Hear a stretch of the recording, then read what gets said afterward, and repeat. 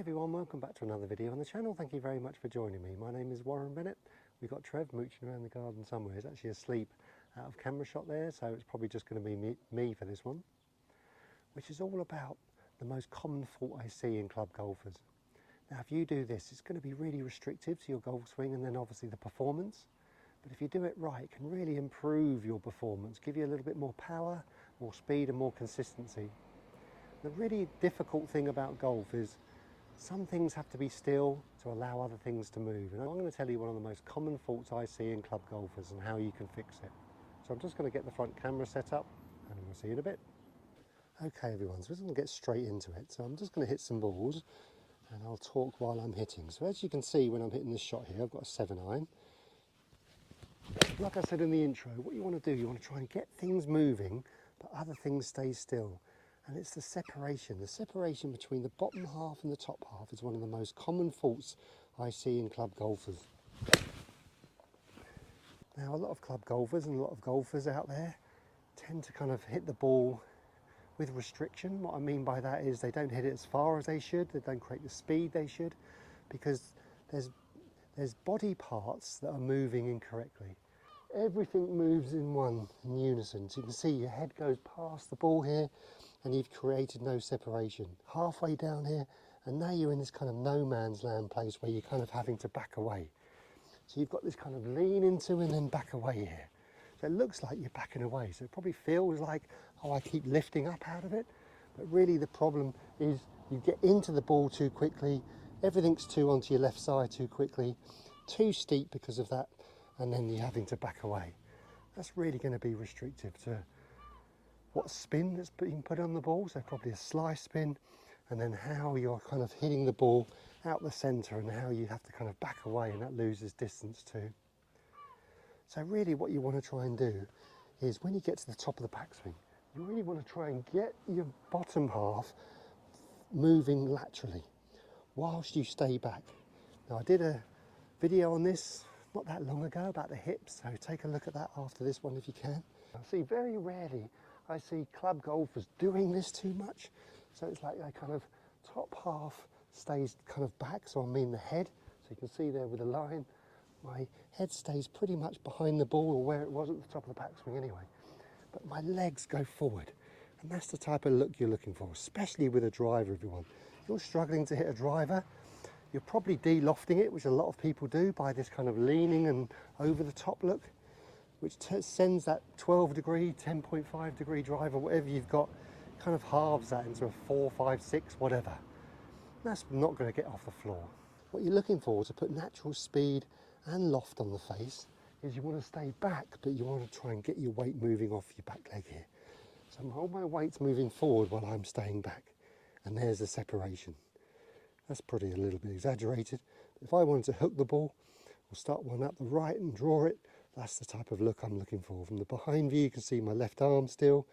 You can see my weight's moving off, but you can see, more importantly, my head's behind the ball, which is creating that kind of C shape between my legs and my spine. So my spine tilt, because my leg and my hips and my torso has moved forward, you can see there now, because my head is behind the ball, is creating that spine tilt back. And that's how you hit that natural draw, everyone. Right, let me show you. Nice and slow to start with. Backswing, head still, move everything forward. Didn't hit that right, so if you're struggling yourself with this, you can put it on a little tee, or you can hit like a 9-iron or an 8-iron just to get the ball in the air. Saves having to kind of feel like you have to kind of give it too much to get the ball in the air. So more of a lofted club. I've got a 7-iron here. So you can do a few practice swings. You can either get someone to hold your head. So I'm going to hold my own here, and you're going to kind of feel like everything's moving forward. Allow your right arm to settle. So this is a great exercise to hold your head where it is, even if you move it back even more. So I'd rather you, if you're over the topper, I'd rather you feel like your head's going towards your right shoe here. So you can see my cap is looking back here instead of my cap looking forward over my left shoe area. Top players in the world, especially drivers. Who's the top driver in the world? Rory McIlroy on his game. Amazing, but you can see his head, he does that kind of kink, so he's back here. Separation between your top half and your bottom half. So it's not really kind of, I'm not looking for open, because that's going to hurt your back. I'm just looking for a lateral with your bottom half and it's kind of your top half staying back. And the only way in my world that you can keep your top half back is by keeping your head back. If your head's staying back, your top half will delay. If your head's going forward, your top half is going to open. There's no way you can keep your chest kind of passive whilst moving your head forward. It's going to be impossible. So if you want natural speed, so remember you're looking for your arms to go along for the ride, because they're the ones that are going to swing that golf club nice and quickly. But you need to be in the right place to do that.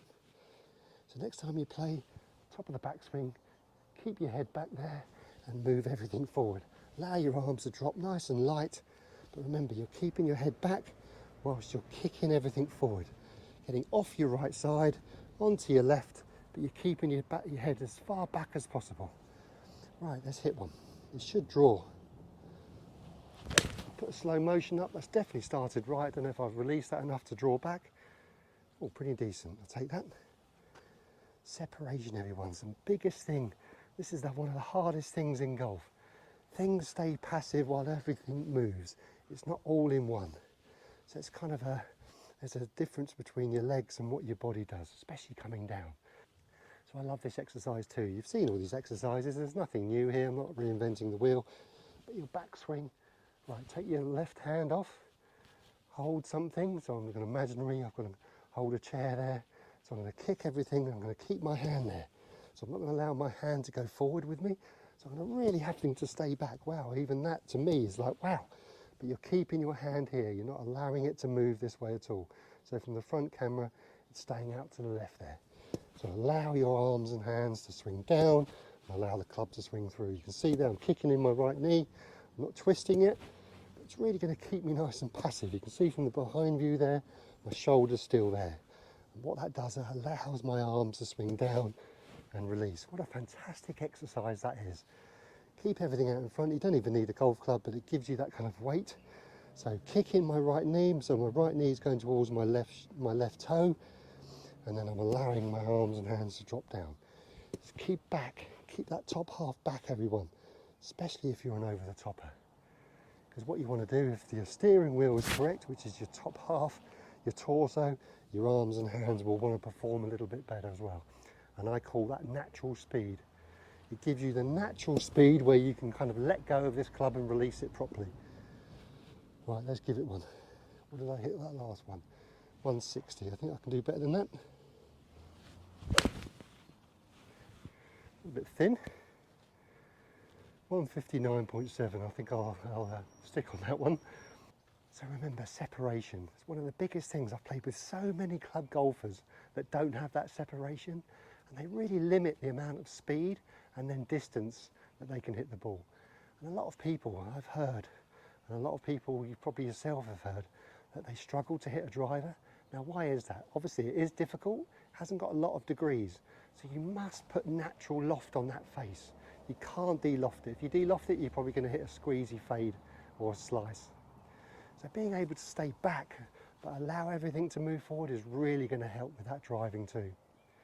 So thank you everyone for watching. It's only quite a short video this one, but I really appreciate everyone's support. And if you can hit that subscribe button and that like button, that would really help me out with the channel. We're only a small little channel, but a lovely community, and we're here to help, and I'm here to help you with your golf, to understand your golf, understand your swing. So when you're out on that golf course, and it's quite a lonely place when it all goes wrong, trust me, I've been there hundreds of times, you need to find that kind of, why? Well, first of all, why is it going wrong? And then how to fix it. And hopefully this channel will help you do that. So thanks everyone. So it seems like the sun's brought Trev out, he's back out in the garden, and we bid you farewell. Have a great golfing week. We'll see you on the next one. Please stay healthy on and off the golf course, and we'll see you next time. Cheerio.